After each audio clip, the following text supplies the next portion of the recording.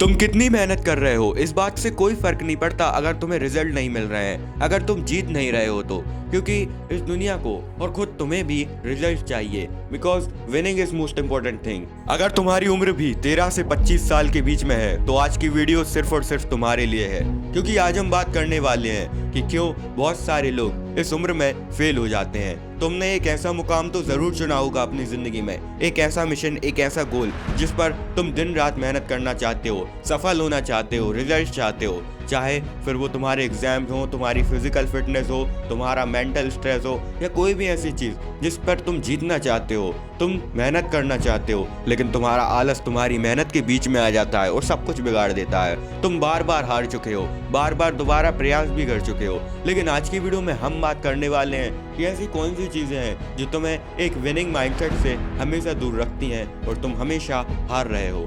तो इस वीडियो को शुरू करते हैं बिना किसी देरी के। पॉइंट नंबर 1 है डिस्ट्रैक्शन। देखो, आज के यूथ में सबको अपनी पहली जरूरत महसूस होती है लव एंड रिलेशनशिप। मैं ये नहीं कह रहा हूँ कि ये पूरी तरह से गलत है, लेकिन तुम्हारे लिए सही भी नहीं है। देखो, अगर तुम दूसरों को देखकर, अपने दोस्तों को देखकर ये इमेजिन करने लगते हो कि इसके पास कोई है जिससे कॉल और चैट्स पे बात कर रहा है, किसी से मिलने जा रहा है, और तुम खुद सोचने लगते हो कि मुझे भी ऐसा इंसान कोई चाहिए, और तुम बस उसी के पीछे ढूंढने लगते हो, तो सबसे पहले खुद से ये सवाल करो कि क्या तुम्हें सच में ऐसे किसी पर्सन की ज़रूरत है? क्या तुम्हें किसी के कॉल, टेक्स्ट, किसी से मिलने की ज़रूरत है? क्या तुम्हें सच में उस अट्रैक्शन की ज़रूरत है? तुम्हारा जवाब होना चाहिए नहीं।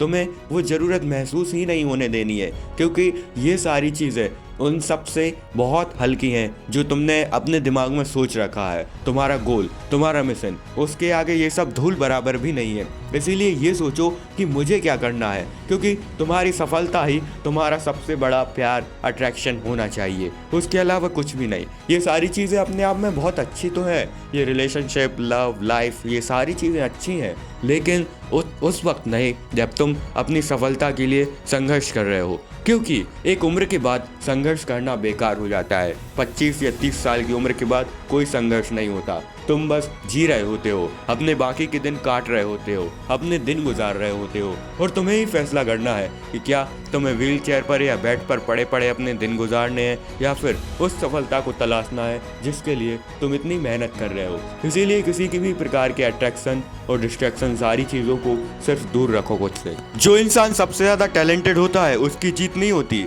जीत उस इंसान की होती है जो सबसे ज़्यादा मेहनत करता है, जो सबसे ज़्यादा बार कोशिश करता है। यानी कि the consistent one is better than the talented one. Consistency एक ऐसी की है, एक ऐसा हथियार है जो तुम्हें उतना बेहतर बनाएगी जितना बेहतर कोई टैलेंट भी नहीं बना सकता। क्योंकि किसी चीज़ को तुम 1 बार, 10 बार, 100 बार या 1000 बार भी प्रयास करोगे, तब भी तुम्हें ये चीज़ महसूस होनी चाहिए कि अभी और प्रयास करना बाकी है, अभी और कोशिश करना बाकी है। क्योंकि जिस मोमेंट पर तुम्हें ये लगने लगेगा कि आई एम डन, अब मुझसे नहीं होने वाला, शायद उसी का अगला पड़ाव तुम्हारी सक्सेस हो। इसीलिए हमेशा क्विट करने से पहले ये सोचो कि अभी मुझ में बहुत कुछ बाकी है, अभी मुझे बहुत कुछ दिखाना बाकी है। इसीलिए do it again and again and again, क्योंकि तुम्हारे पास ये चीज़ है, तुम्हारे पास क्षमता है कि तुम खुद को एक और बार प्रूव कर सकते हो। इसीलिए कभी भी कोशिश करना मत छोड़ो। बीइंग कंसिस्टेंट रहोगे तो जीतोगे ज़रूर, क्योंकि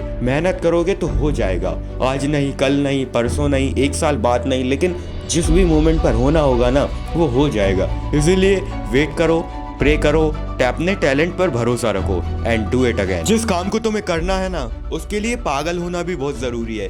B mad for what you want to achieve. Virat Kohli, one of the greatest cricketer, one of the greatest batsman, Cristiano Ronaldo, one of the greatest footballer, और जितने भी सारे स्पोर्ट्स पर्सन हैं, उनके बीच में एक बात कॉमन पता है क्या है? They are mad for their passion. वो जब हारते हैं तब वो और प्रैक्टिस करते हैं, वो कोशिश करते हैं। They are mad. उन्हें हर एक चीज़, हर एक पॉसिबिलिटी को तलाशना आता है, उन्हें हर एक बार फोकस करना आता है कि वो कमज़ोर कहाँ है। अपनी कमज़ोरी पर काम करना और मेहनत करना और इम्प्रूव करना सही मैडनेस कहलाती है। इसकी असली वजह होनी चाहिए कि तुम कितना अपनी सक्सेस के लिए पागल हो। तुम्हें अपनी सक्सेस की, उस गोल को अचीव करने की कितनी ज़्यादा ज़रूरत है।